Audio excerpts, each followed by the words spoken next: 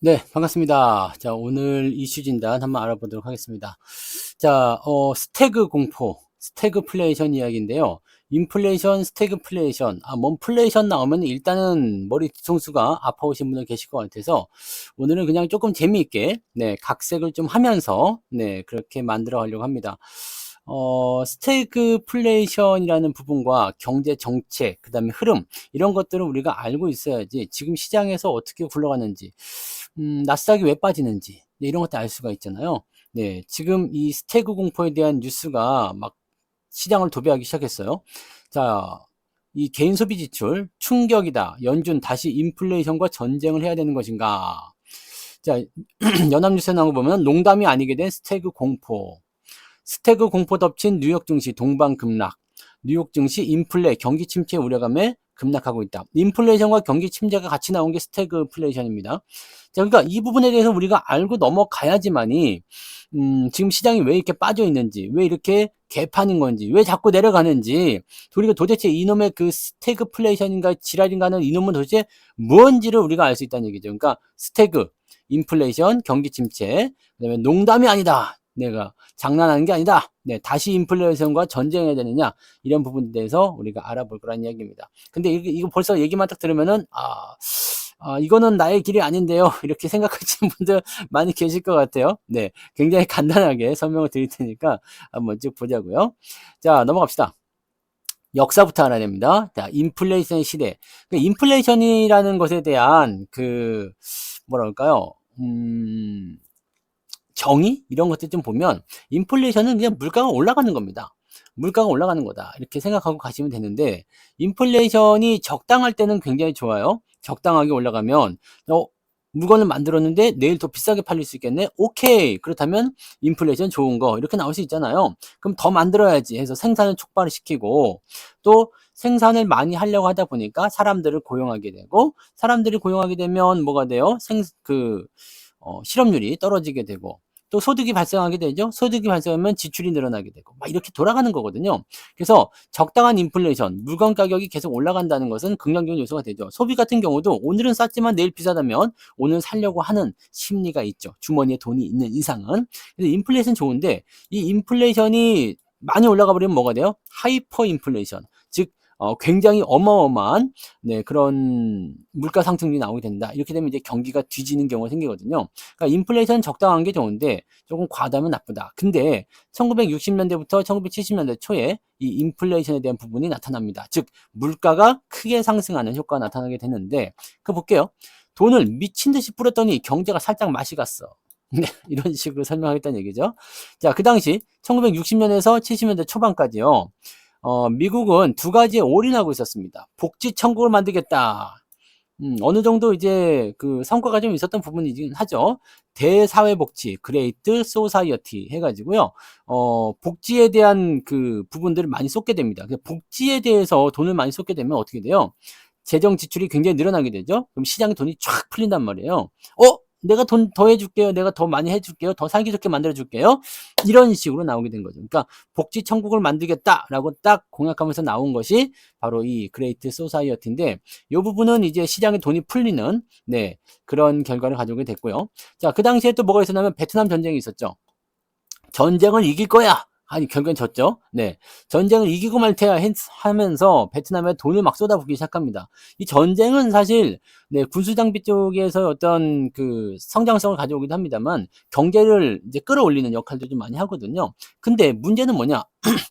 결과물이 별로 없었다는 이야기죠. 결국에는 미국이 패전을 하면서 끝나게 되는 상황이 됐었죠. 그 다음에 이미 이 대사회복지라는 것에 대한 부분들을 가지고서 돈을 많이 쏟아냈어요.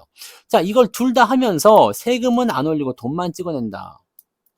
자, 그러니까 세금을 해야지 시장에서 돈을 또 걷어들일 텐데 세금은 올리지 않아. 그러면서 돈만 막 찍어내요. 이게 어떤 의미로 해석이 되냐면 자, 지갑은 일단 비었어. 내 지갑은 텅텅 비어 있는데 카드를 일단 긁어. 그 다음에 대출도 땡겨. 그 다음에 갚을 돈이 없으니까 뭘 해요? 리볼빙으로 돌리는 거야. 리볼빙으로 돌리면 어떻게 돼요? 이자가 막 늘어나죠. 자, 그렇게 되니까 이제는 폭탄이 오게 되는 거죠. 결국에는 뭐가 돼요? 이 이후에 나타나는 것 중에 하나는 또 뭐다? 리볼빙 다음에는 돌려막기. 돌려막기를 하고 난 다음부터는 이제 파산이죠. 네. 그게 나오고 있었던 상태가 지금 60년대에서 70년대 상황이었다라고 생각하시면 됩니다. 자, 근데 경제는 잘 나갔어요. 왜냐면 돈이 막 풀리니까 세금도 안 걷어가니까 일단 돈이 남아돌잖아요. 그러니까 막 물건을 많이 사기 시작해. 근데 재밌는 거는 사람들이 물건을 많이 산다는 것은 뭐예요? 수요가 늘어난다. 그러니까 물가가 같이 미쳐서 돌아가기 시작합니다. CPI 지표가 1965년도에 1.6 정도밖에 안 됐습니다. 이 CPI 지표는 소비자 물가 지수예요. 자, 근데 1970년대가 되니까 5.9%까지 올라갑니다. 오, 지금하고 좀 비슷하죠? 지금은 그래도 4%, 3%대 이렇게 들어가 있는 상태인데 5.9, 와, 센데? 자, 그런데 사람들이 뭐라고 했어요? 물가가 좀 오르네? 네. 근데 이렇게 하고 넘어가기에는 이미 기름통에 불씨가 튀었다 이 얘기지. 무슨 얘기냐? 자, 괜찮아. 경기가 좋기 때문에 이 정도는 감당이 가능해. 예전에 그 리먼 사태 터질 때 아시죠? 리먼 사태 터질 때도 2003년도부터인가 2007년도까지 경기가 화랑 장세가 있었잖아요. 그때 이제 소위 김 과장, 뭐 김대리 이런 사람들. 자, 와가지고 이제 소위 중산층이라는 사람들한테 아우 과장님, 어우 사장님, 뭐 오 대리님, 네. 이렇게 돈 잘 버시고 경기 좋은데 왜 아직도 이런 조그만 집에서 살고 있어요? 왜 스몰 하우스에서 리브합니까? 네. 영어 왜 이렇게 그지 같아? 스몰 하우스에서 왜 리브하고 있습니까? 야, 마음에 안 들잖아요. 옆집 김 과장은 그 방이 막 16개 있는 대저택에 살아요. 그랬더니 이제 깜짝 놀란 거지. 아니, 걔는 무슨 돈으로? 목이지요, 목이지. 네. 일단 사놓고 돈 잘 벌잖아요? 자, 그러니까 30년 동안 갚으시면 됩니다. 그러면 저 대저택이 네 거, 이렇게 되는 거지. 자, 어디서 많이 들어본 소리예요? 네, 지금도 이렇게 계속 반복된다는 얘기지. 자, 착각 속에 살아요. 경기가 좋아지고 있어. 나한테 지금 돈이 들어오고 있어. 그러니까 지금 이 정도 물가는 괜찮아! 라고 얘기를 하게 되는 거죠. 자, 그게 뭐가 되는 거야? 째깍째깍 시한폭탄이 돌아가는 얘기입니다. 자, 당시에는 어떤 망상을 했느냐? 성장률만 유지하면 물가는 알아서 잡힌다. 이거 얼마 전에 있었던 얘기가 똑같아요. 경기가 계속 좋아지게 되면 물가는 결국엔 잡히게 된다라는 부분들이죠. 자, 지금은 소비가 많아서 그런 거니까 일시적이다. 사람들이 돈이 많으니까 소비를 많이 해서 그런 거다. 근데 월급도 같이 오르니까 괜찮지 않겠니? 네, 이렇게 얘기한 거야. 자, 이게 무슨 말이냐면 사이다가 이제 사이다가 여기 마침 있네. 요 사이다를 좀 흔들었어. 이게 막 흔들면 어떻게 돼요? 뭐가 이제 딱 되잖아. 근데 괜찮아. 뚜껑만 열지 말자. 뚜껑 열면 어떻게 돼요? 소리를 한번 들려드릴까? 우와! 그러면서 터질 수 있게. 김 빠진 거랑 소리가 안 납니다. 근데 이게 막 흔든 다음에, 이거 봐. 이거 흔들었죠? 거품이 나오잖아. 이거를 어떻게? 이렇게 해가지고, 이거 보이시나요? 이렇게 될 수 있다는 얘기야. 이거 뚜껑만 열지 말자. 지금 이 상태야. 근데 뚜껑을 탁 열어버리는 순간 어떻게 돼요? 돼지는 거야. 근데 이 안에 멘토스까지 들어가 있다면 폭발하는 거죠. 난리가 나는 겁니다. 이 안에 있는 거는 순식간에 날아가 버리는 겁니다. 자, 그래서 결과는 어떻게 됐어요? 달러는 약해지고요. 근본위 제도죠. 이제 금태환에 대한 붕괴 직전. 이게 이제 1971년도 닉슨 쇼크라고 나옵니다. 이거는 이제 설명 길어지니까 좀 넘어갈게요. 자, 연준은 느슨하고 시장은 방심하고.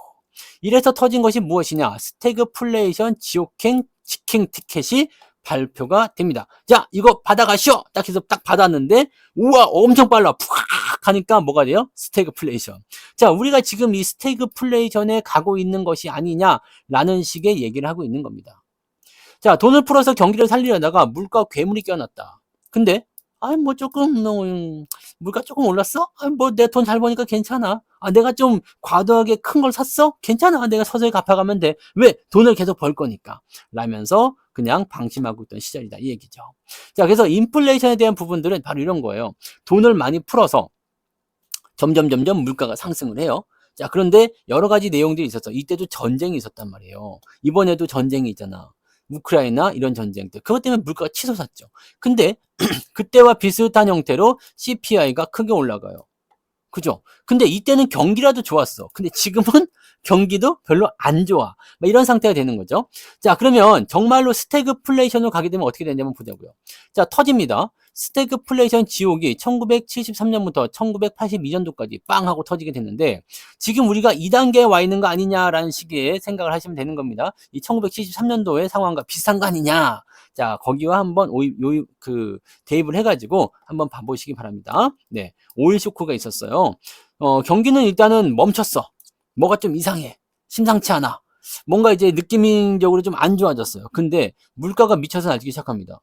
자, 1973년도에 오펙이 갑자기 원유 수출 중단을 선언하게 됩니다. 갑자기요. 네. 더 이상은 원유를 팔지 않겠어. 네. 그 순간 미국 경제는 이렇게 어떻게 됐느냐. 밥솥에 물이 없는데 가스도 끊겼는데 뚜껑이 펄펄 끓어. 이게 뭐야? 그냥 타는 거죠. 다 타는 겁니다. 다 타는 거야. 물도 없고 그냥 쌀만 들어있는데 그냥 펄펄펄펄 막 끓고 있어요. 그럼 어떻게 돼? 다 타버리는 거죠. 그러니까 무언가 이제 완충작용할 수 있는 거. 자, 밥솥에다 밥을 하려면 뭐가 돼요? 물을 넣어야지. 물도 넣고 쌀도 넣고 해야 되는데 물이 없어. 쌀만 있는 거죠. 그럼 어떻게 돼요? 끓는 점이 높아지니까 다 타버리는 겁니다. 물이 있으면 서로 간의 완충작용을 통해 가지고 쌀이 익어서 밥이 될 텐데 이게 안 되는 거고 마탱이가 가버리는 거가 된다. 자, 이때 원인은 무엇이냐? 오일 쇼크. 기름값이 무려 4배나 폭등합니다. 오일과 같은 부분들은 1차, 2차로 나누긴 하는데요. 이것도 얘기하려면 좀 길어집니다. 그래서 이것도 넘어갈게요. 1973년, 1979년 이렇게 두 차례 오일 폭등이 있었다. 뭐 이런 것들은 나중에 시간이 되면 또 알려드릴게요. 자, 그리고 공급망 붕괴, 그 다음에 제조비, 운송비 폭등. 당연하죠. 기름값이 올라가면 원유 가격 상승, 원재료 가격 상승 등등 다 일어나게 되죠. 자, 금리가 아까 또 올라가기 시작했다고 하죠. 금리가 아니죠. 물가가 올라가기 시작했잖아요. 물가가 올라가기 시작하면서 제조비, 운송비 전부 다 폭등하게 됩니다. 근데 이거를 어떻게 해요? 기업들은 야, 니네가 내 그러면서 물건 가격을 올립니다. 지금 우리 농심도 라면 가격 올린다고 그러죠. 물건 가격 다 올라간다고 그러죠. 왜? 원자재 가격 상승 때문이다. 네, 원자재 가격 상승 때문에 원자재 가격이 올라가니까 물건 가격, 상품의 가격도 올려야 된다. 이러지 않으면 우리가 손해본다. 물건 가격이 올라가면 결국은 어떻게 돼요? 소비자한테 가격 전가가 되는 거죠. 그러니까 니들이 우리의 어떤 고통을 알아서 보충해 줘라. 그게 바로 소비자 가격의 상승입니다. 그럼 물가도 올라가는 거죠. 자, 여기서 정책이 또 갈팡질팡합니다. 확실하게 해줘야 되는데 금리를 올리지도 못해. 금리를 올리게 되면 시장의 돈이 쪼그라들죠. 금리를 인상하게 되면 시장의 돈이 줄어들어요. 돈이 줄어들게 되면 어떻게 됩니까? 돈은 줄어들고 물건은 있잖아. 그럼 어떻게 돼요? 잘 생각해요. 시장에 돈이 많아지면 물건 가격은 상승해요. 네. 근데 금리를 올리게 되면 시장에 돈이 줄어들잖아요. 그러면 물건 가격이 떨어지거든요. 그러니까 금리를 올려야 되는데, 금리를 올리기가 애매한 거야. 왜냐면 이 정책 상황들이 지금 금리를 올릴 수 있는 상황이 아니야. 왜냐면 경기가 지금 안 좋거든요. 경기가 안 좋은데 금리를 올려버린다? 시장에서 돈을 회수해버린다? 그러면 어떻게 돼요? 마트에 가는 거죠. 또 조달금리도 같이 올라가잖아요. 대출을 하려고 하면 금리가 올라가니까 이게 안 돼. 자, 그렇다고 해서 돈을 풀어가지고 경기를 살리자니 물건 가격이 지금 열심히 올라가고 있는데 돈도 못 풀겠다 이거죠. 자, 돈을 풀게 되면 어떻게 돼요? 시장에 돈이 많아지면 물건 가격이 올라간다고 그랬죠? 그러면 어떻게 돼요? 물가는 더 올라가는 얘기가 되는 겁니다. 그러니까 금리를 올리려니까 경기가 지랄 맞아죠. 그렇다고 경기 부양을 통해 가지고 금리를 이게 좀 낮춰 가지고 시장 돈을 좀 풀려고 하니까 물가가 미친 듯이 쳐 올라가. 와, 이거 어떻게 되는 거냐? 네, 이 상태가 되는 거죠. 여기서 끔찍한 상황이 벌어지는 거죠. 경제가 멈춰 있었다. 자, GDP 성장률은 마이너스. 지금하고 비슷하죠. 이번에 1분기 미국의 GDP 성장률을 마이너스 2 정도로 보고 있다고 하죠. 이건 결과가 나와봐야 알겠습니다만 이렇게 얘기를 하고 있습니다. 실업률은 10% 돌파. 지금보다는 더 심각한 상황입니다. 그래서 이 상황까지 가느냐 안 가느냐가 중요한 거죠. 지금 일단은 요거는 가 있는 것 같아요. 그죠? 미국 GDP 성장률이 1분기 성장률이 지금 마이너스로 들어간다는 거. 요거는 맞는 것 같아요. 근데 실업률은 지금 4%대 초반이죠. 네. 4%, 3% 후반 이렇게 왔다 갔다 하고 있으니까 괜찮아요. 자, 요거는 이때보다는 나은 것 같습니다. 소비는 얼어붙었다. 이것도 마찬가지입니다. 소비 심리가 지금 소비재들 그다지 올라오지 못하고 있죠. 자, 그 다음에 빵, 기름, 집값은 계속 올라간다. 물가가 계속 올라갑니다. 자, 쉽게 얘기하면 회사 잘리고 월급도 없는데 라면 한 봉지가 2배로 늘어난 상황이다. 집에 쌀이 떨어졌는데 쌀이 떨어져서 라면을 먹어야 되겠어. 라면을 먹어야 되겠는데 라면 한 봉지가 1,000원 하던 게 2,000원이 돼버린 거지. 회사도 잘렸어. 회사가 잘리니까 당연히 월급이 안 나와. 근데 라면 1,000원이면 될 것 같았는데 2,000원을 내놓으래요. 그럼 어떻게 돼요? 내가 한 달은 버티겠다 생각했던 부분들이 30일이 아니라 15일밖에 못 버틴 상황이 된다는 얘기죠. 즉 경기는 지랄 맞고 물가는 계속 올라가는 상황. 이것이 바로 스태그플레이션이다 라고 생각하시면 되는 겁니다. 시장이 어떻게 됐느냐? S&P 500이 1973년부터 74년까지 무려 45% 폭락하게 됩니다. 미쳐버린 하락이 나타나는 거죠. 주식만 죽은 게 아닙니다. 채권도 실물도 부동산도 그냥 경제 전체적으로 다 폭락세를 보이게 되고요. 숨 쉴 곳이 없어지는 시장이 돼버리는 것이다. 다 그냥 망가져 버리는 겁니다. 스태그플레이션이 오게 되면 이런 일이 벌어진다는 얘기예요. 우리가 그래서 지금이 스태그플레이션 전 단계냐 아니냐를 지금 알아보고 있는 겁니다. 자, 정책은 어땠어요? 엉망이었죠. 연준은 성장도 잡고 물가도 잡을 수 있어요. 네. 까불고 있네. 말도 안 되는 소리. 경기 성장도 만들고 물가도 잡겠다. 지금 우리랑 비슷하지 않습니까? 지금 이게 뭐다? 현재의 연준과 비슷한 상황이다. 네. 지금 현재의 연준 상황이에요. 그러니까 경기도 성장시키고 물가도 같이 잡겠다라는 정책을 치우고 있는데 이게 엉망이었다라는 부분이 되는 거지. 그러니까 스태그플레이션은 우리가 맞을 수도 있다는 것에 대한 생각을 할 수 있는 거예요. 자, 정부 입장에서는요, 임금 가격을 통제하게 됩니다. 그러니까 기업들이 더 망하게 됐어요. 임금 가격, 이건 우리나라하고 좀 비슷한 것 같은데, 야! 이렇게 해! 최저임금 이렇게 해! 네, 그 다음에 가격 올리지 마! 얼마 전에 있었던 얘기 아닙니까? 그러니까 기업들은 더 망해요. 기업들이 더 망해 나가면 어떻게 됩니까? 자, 보세요. 최저임금제로 가격이 올라갔어. 임금이 올라갔어. 그러면 사람들을 편의점을 예로 들게요. 편의점을 예로 들면 임금이 올라가니까 사람들이 잘려요. 편의점 알바들이 잘린다는 얘기야. 나 그 돈 주고 못 하겠어. 그래서 옛날에는 주인이 안 나오고 알바생만 썼는데 이제는 주인이 한 타임을 이제 커버를 해. 그러면 거기에 해당했었던 알바는 잘리게 되고, 네, 임금 지불 안 하니까 난 살 수 있어. 근데 원래 1,000원에 팔아야지 되는 컵라면을 800원에 팔아라. 정부가 이렇게 통제를 해버리는 거야. 그럼 어떻게 돼요? 나는 나가서 고생을 해야 되고요. 고생하지 않으려면 임금을 더 많이 줘야 되는데 마진은 200원 줄어든 상태야. 그러니까 불난 집에 물도 안 붓고 벽에다 커튼만 친다. 안 보여요? 우리 불 아니야? 이런 식으로 얘기해주는 상황이나 마찬가지죠. 자, 임금을 올려주고 가격을 통제해. 그렇게 되면서 기업들은 점차적으로 투자를 줄이고 망해 나가는 상황이 되는 거죠. 자, 경제는 죽었는데 물가는 살아남았다. 이게 굉장히 무서운 겁니다. 경제는 침체로 들어갔는데 물가만 크게 올라갔어. 와, 돈은 옛날 100만 원 벌다가 50만 원밖에 못 버는데 고정 지출은 그대로 100만 원이 남아 있는 거야. 그럼 마이너스 50만 원을 어떻게 할 것이냐. 이것이 바로 경기 침체의 원인이다 이 얘기죠. 이래서 스태그플레이션은 지옥이다라는 얘기가 나오는 거고, 지금 농담이 아니다 이렇게 될 수도 있다라고 얘기하는 것이 바로 이 스태그플레이션의 무서움을 이야기하고 있는 겁니다. 자, 근데 이거를 확 치고 올라간 부분이 있습니다. 이거를 어떻게 깨뜨렸느냐? 볼커라는 사람이 등장합니다. 볼커 쇼크라고 하죠. 볼커 쇼크. 어차피 뒤질 거 내가 확실하게 죽여버리겠어. 이 할아버지가 볼커입니다.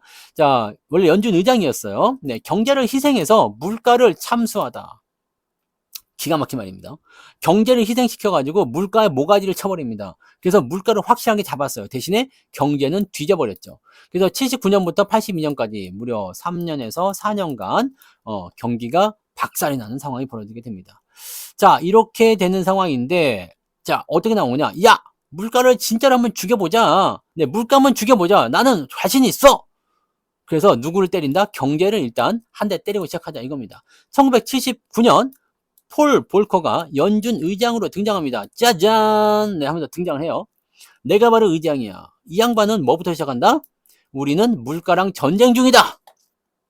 이 전쟁은 경제를 살려가면서 못하니까 경제 니들은 뒤져라. 물가만 나는 확실하게 잡아주겠다. 그리고 나서 금리를 어디까지 올렸다고요? 20%까지. 네, 그냥 바로 수직 상승 시켜버립니다. 뒤지는 거지. 자, 금리가 20%야. 여러분 어떻게 생각하세요? 기업들 다 뒤지는 겁니다. 기준 금리가 20%예요. 그러니까 조달 금리니 뭐 이런 등등등 뭐 일단 기초적으로 20에서 시작하는 거야. 그러면은 돈을 빌려가지고 뭘 할 수가 없어져요. 그럼 경기는 뒤져버리는 거죠. 근데 금리를 20%까지 올려버리게 되면 어떻게 돼요? 시장에 돈이 없어져. 돈이 없어지니까 결과적으로는 물건값은 떨어지게 되어 있습니다. 자, 금리 인상 레벨을 보세요. 사이다에 멘토스를 넣고 라이터로 점화시키는 로켓처럼 날려버리는 거야. 퓨용 하고 날아갑니다. 자, 1979년도, 네, 1979년도에 11% 금리 인상이었어요. 네, 1980년에 17.6%, 1981년이 되니까 20%를 돌파하게 됩니다. 11에서 16, 17일, 11에서 17, 그 다음에 17에서 20% 돌파. 미국 금리가 20%까지 올라간 겁니다. 대출? 당연히 안 나오지. 네, 20% 금리에, 이거 기준이 20%입니다. 그러면은, 야, 얼마나 깜깜해 보겠어. 20% 금리를 받아야 되는데, 경기도 안 좋은 놈한테 대출 줄 리가 없잖아요. 근데 내가 100만 원 빌리면 20만 원 이자로 내야 되는 거예요. 근데 이런 능력이 있느냐 이거지. 능력이 없으니까 안 빌려주겠다. 대출 안 나오는 겁니다. 모기지 18% 넘어갑니다. 이거는 18%라고 하지만 기간이 길기 때문에 대박 터지는 거예요. 모기지 여러분들 그 주택담보대출 이런 거 다 모기지잖아요. 이런 거 할 때 10% 이자 낸다고 생각하시면 어떨 것 같아요? 그 머리에 꼭 꽂는 거야 그냥. 마탱이 하는 거죠. 기업들은요. 자금 조달이 안 돼. 왜냐면 돈 빌려가지고 애매하게 투자했다가 완전 빚더미에 나앉게 생겼거든. 그러니까 죄다 자금 경색. 어디서 돈을 가져올 수가 없는 거지. 이렇게 돼버린 상태가 벌어지는 겁니다. 그래서 금리 인상이 있었던 최근의 시점들 다 보시면 이 빅테크 기업들 전부 다 마탱이 가는 거 다 보이시죠? 그러다가 금리 인하한다고 하니까 이제 그런 것들 조금씩 올라가는 형태로 가는 거잖아요. 그러니까 이런 부분이 나타나는 겁니다. 자, 실물 경제는 즉각적으로 반응 나옵니다. 자, 쉽게 얘기해서 죽창 맞은 경기다 이런 식으로 얘기가 나오는데 실업률이 무려 10%가 넘습니다. 대공황 이후에 최고치를 기록하죠. 실업률 10%요. 10명 중에 9명이 놀고 있는 거야. 100명 중에 10명이 놀고 있는 겁니다. 1000명 중에 100명이 놀고 있는 겁니다. 무지막지한 실업률입니다. 지금 실업률은요. 어느 정도까지 하면 뭐 5% 넘어간다 그러면 이제 마탱이 간다고 지금은 얘기하거든요. 근데 이때는 10% 넘었다는 얘기죠. 자, 이 상태에서 중소기업이 도산하게 됩니다. 농장도 파산하게 됩니다. 그래서 실업자들이 연준 앞에서 볼커에 관을 들었어. 관 있죠? 관짝. 관짝행. 그 사람 죽으면 넣는 거요. 그 관을 들고 시위를 합니다. 죽어라, 이 자식아. 너 때문에 다 죽었다. 자, 이 사람들이 경제는 죽었다 외치면서 거리에 나서면서 볼커 반대 시위를 하게 됩니다. 정책 하나 잘못 쓰면 국민 반 이상이 거리로 쏟아지게 될 것이다. 근데 이걸 볼커는 알고 있었지만 밀어붙이게 됩니다. 근데 재밌는 게 벌어집니다. 결국에는 주가는 크게 떨어지기 시작하는데 S&P 500 1980년까지 횡보 또는 약세를 보여줍니다. 자, 투자자 심리는 얼음장이죠. 나 투자 못해 먹겠다. 기업의 이익도 증발합니다. 시장에는 고통의 침묵만 감돌았어요. 근데 결국에는 잡았어. 뭐를요? 물가를요. CPI 지표가 1982년도부터 급격히 하락하기 시작합니다. 더 이상은 물가가 못 버티는 거지. 자, 사는 사람이 없으니까 재고가 계속 늘어납니다. 안 되겠다. 싸게라도 팔아야 되겠다. 자, 그러다 보니까 기대 인플레이션 완전히 꺾이게 되고요. 연준의 신뢰는 완전히 회복하게 됩니다. 바르고 그 해부터 S&P 500은 반등을 시작하게 되는데 역사상 최장기 강세장의 서막이 열립니다. 1982년도부터 2000년대 초반 2000년 정도 닷컴 버블 나올 때죠. 그때까지 강한 상승세 보여줬고요. 그다음 2003년도부터 2007년도까지 또 강한 상승. 그리고 나서 또 2008년도에 리먼 사태 이후에 또 강한 상승. 코로나 때 살짝 떨어졌다가 또 그냥 계속 올라가는 거예요. 지금까지 계속 올라갔다 보시면 돼요. 무지막지한 상승을 그때부터 보이기 시작하는 겁니다.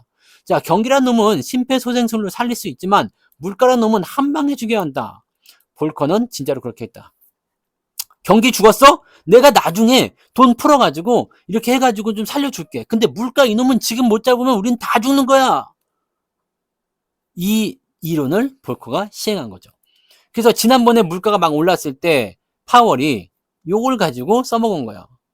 고물가 이런 거 잡으려면은 금리 계속 올려야 합니다. 라고 해가지고 연준이 그렇게 금리를 급속도로 막 울트라 스텝 뭐 그런 거 있잖아요. 뭐 자이언트 스텝 뭐 이런 거 그런 거 가지고서 금리를 막 한 방에 막 팍팍팍 올리는 거.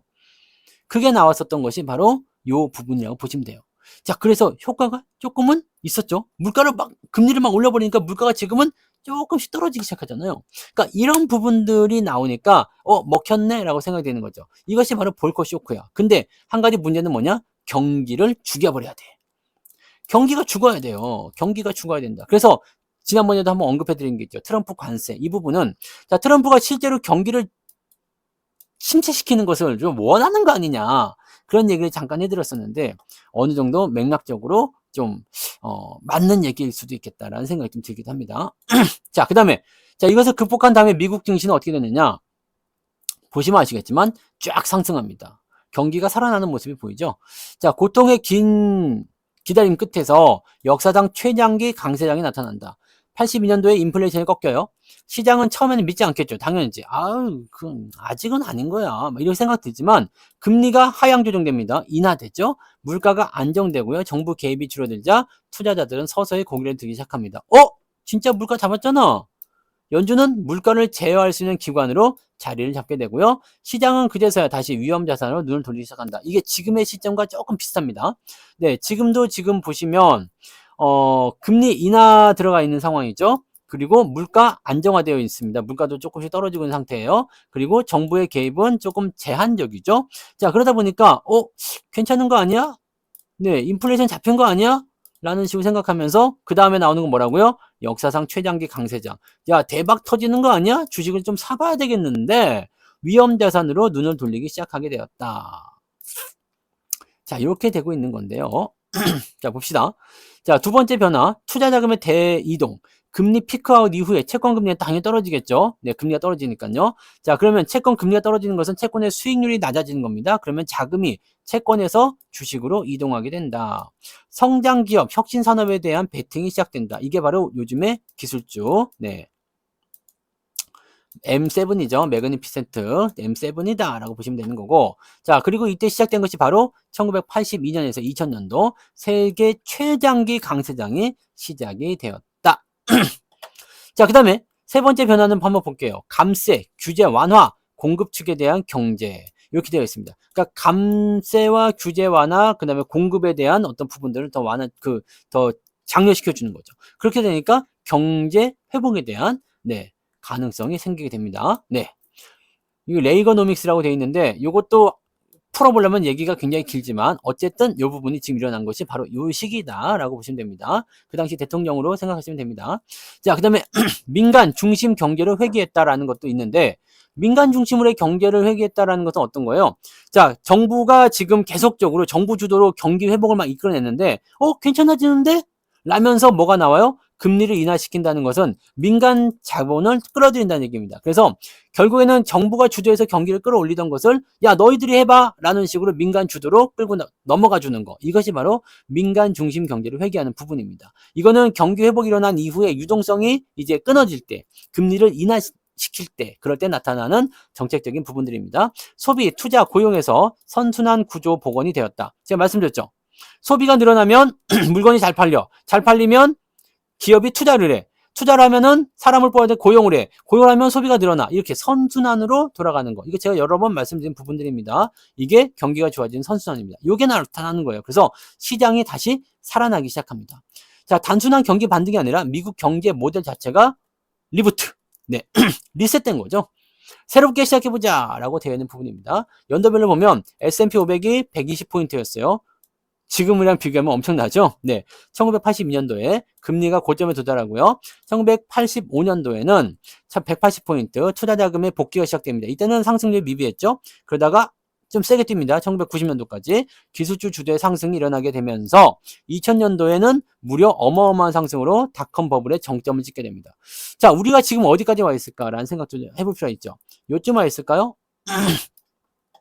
그러면 너무 좋을 것 같은데 뒤에 어마어마한 상승이 기다릴 수 있으니까요. 근데 이미 여기까지 온 거라면 어떡하죠? 네, AI 또는 기술주의 정점이 와 있다라면 우리는 엿될 수 있습니다. 네, 그러니까 조금 더 살펴보긴 해야 됩니다. 자, 다시 한마디로 요약해 보면 진짜 물가를 잡고 나니까 시장은 고통의 대가를 보상으로 돌려줬다. 이것이 바로 강세장이 시작됩니다. 지금이 이 시기이냐 아니냐를 한번 비교를 해볼 필요가 있겠죠? 네. 정말 근데 뉴스에서는 스태그 공포니 뭐니 막 떠들고 있는데 우리 시기는 지금 이런 시기 아니냐라고 우리가 얘기를 해볼 수 있는 거예요. 지금 냉정하게만 비교를 한번 해봅시다.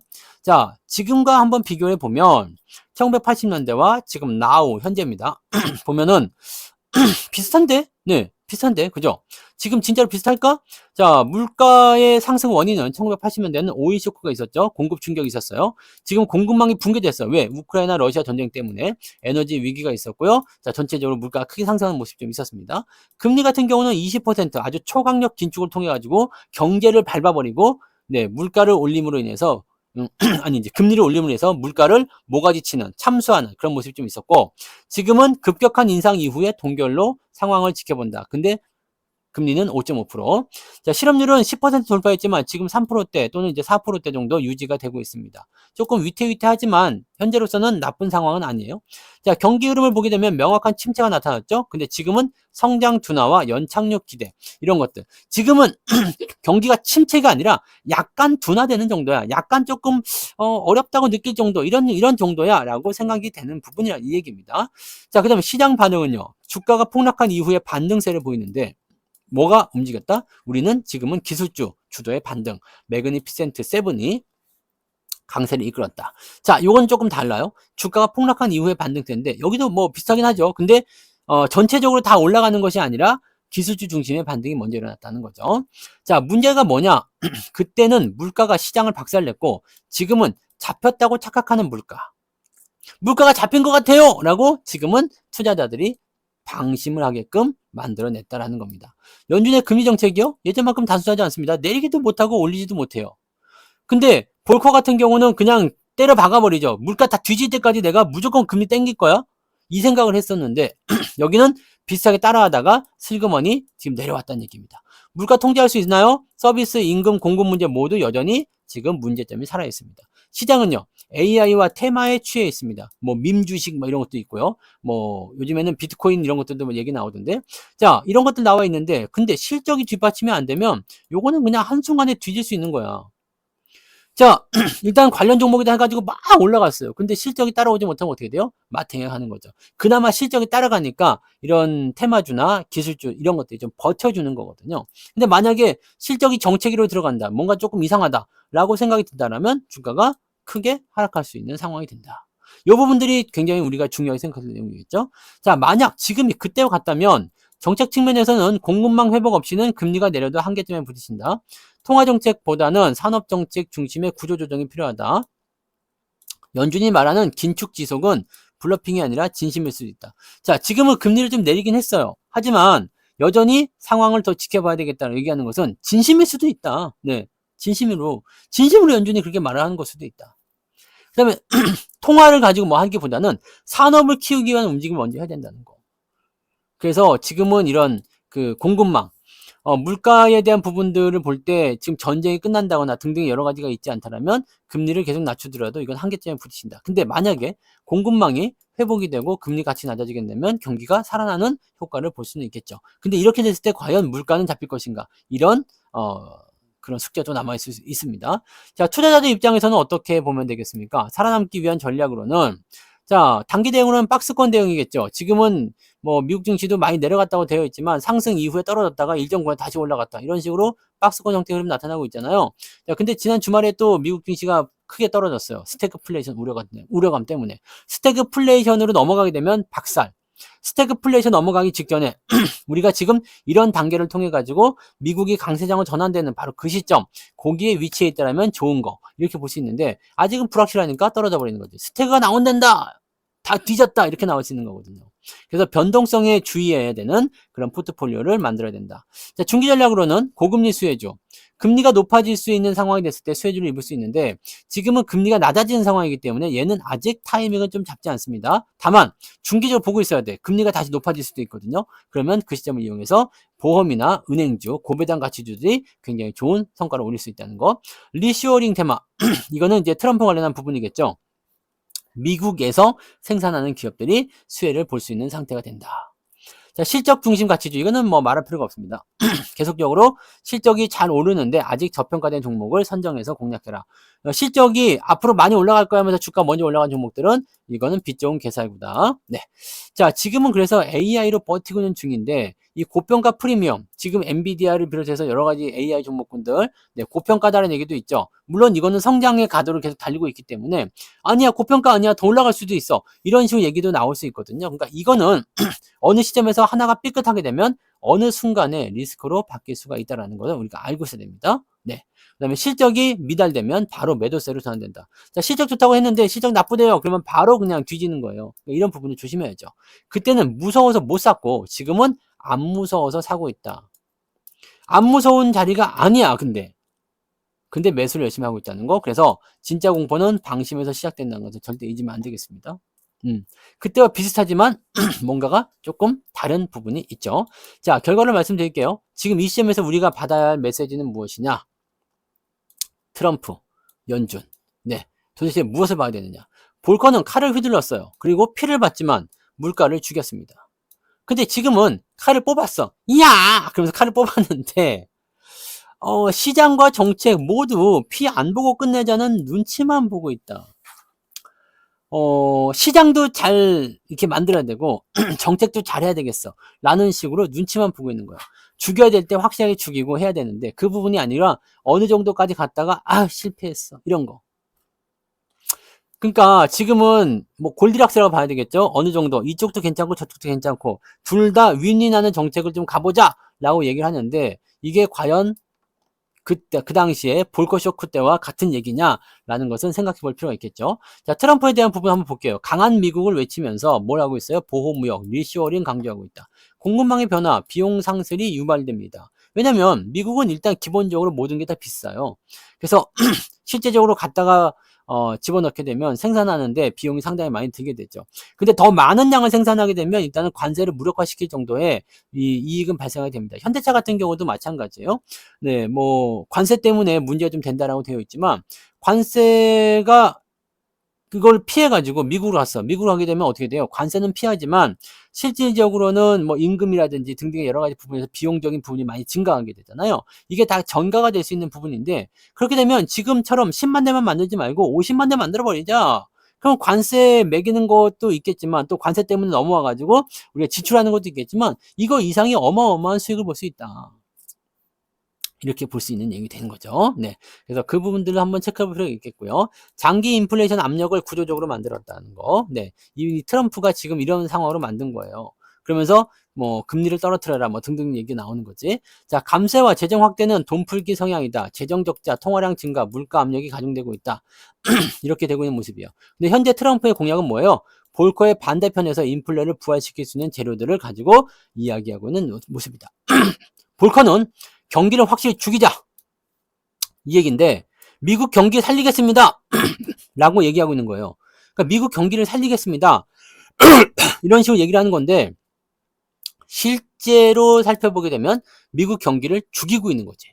그러니까 잘 따져보면은 트럼프가 진짜 볼커의 반대편에서 인플레를 부활시키는 재료가 아니라 자, 관세 정책을 통해 가지고 미국 경기를 부활시키겠습니다 했는데 결국에는 죽이고 있는 상황이잖아. 미국 경기를 죽이고 있는 상황이 되게 되면 어떻게 되겠어요? 원하는 게 되는 거죠. 경기를 죽이고 물가를 잡겠다. 이런 식으로 연결이 될 수도 있습니다. 금리는 낮추라고 얘기하는데 도대체 이건 뭘 원하는 건지는 잘 모르겠어요. 네. 자, 그 다음에 파월 입장을 보게 되면 금리 인상은 볼 것처럼 보이고 싶은 전략이었어요. 금리를 급격히 올렸으니까. 하지만 실제로는 더딘 긴축과 시장 달래기 모드에 들어갑니다. 야! 이렇게 해서 어떻게 사느냐? 그랬더니 그러면 내가 조금 조절할게요. 인플레이션은 잡았고 이제 금리도 곧 내릴 거야라는 이런 신호를 시장의 방심적인 요소로 만들어가고 있는 상황이다.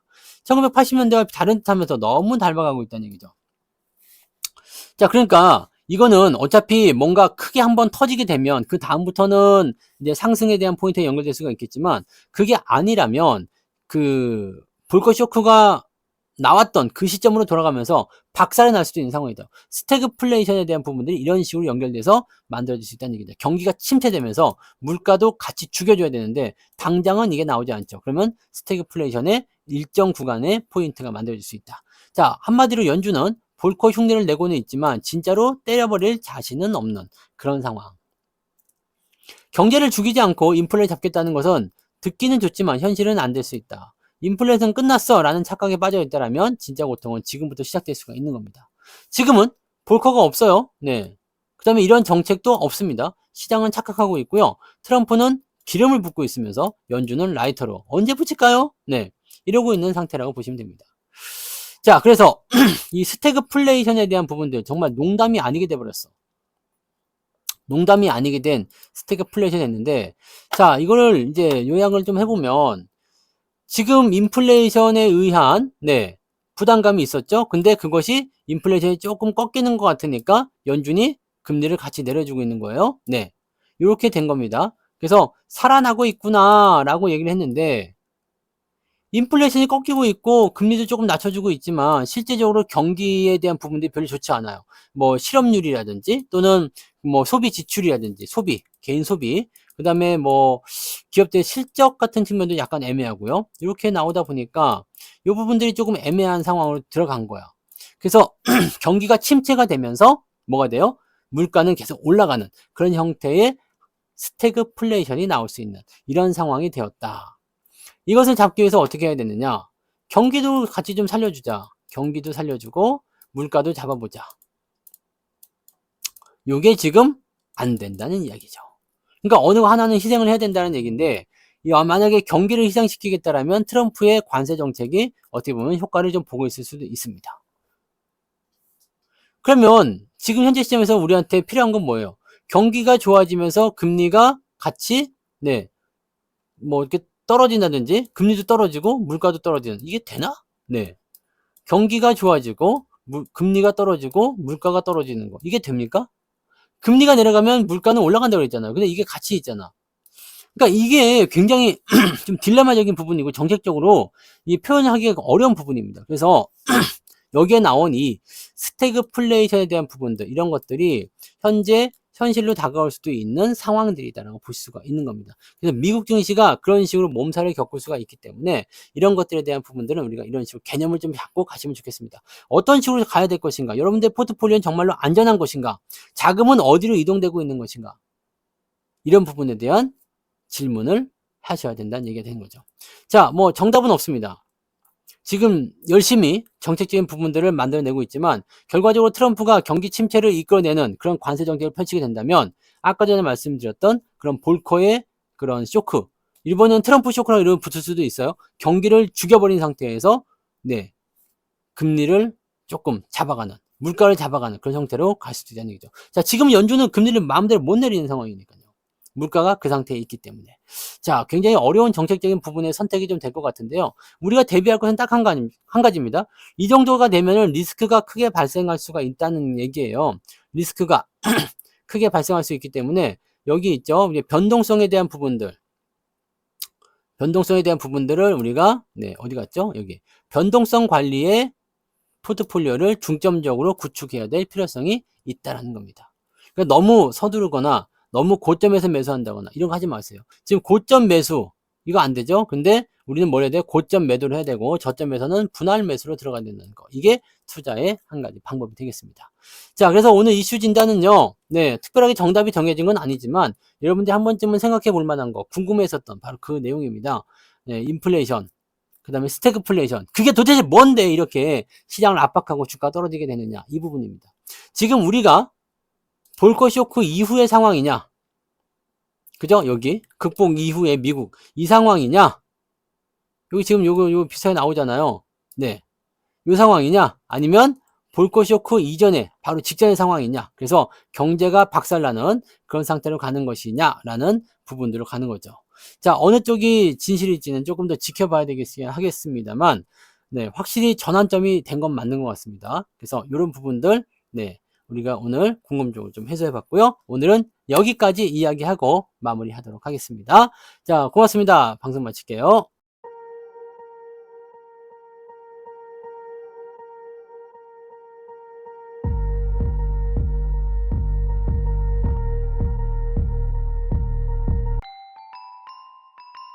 본 방송에서 제공되는 모든 정보는 투자 판단의 참고 자료이며 투자의 최종 책임은 본 방송을 이용하는 본인에게 있습니다.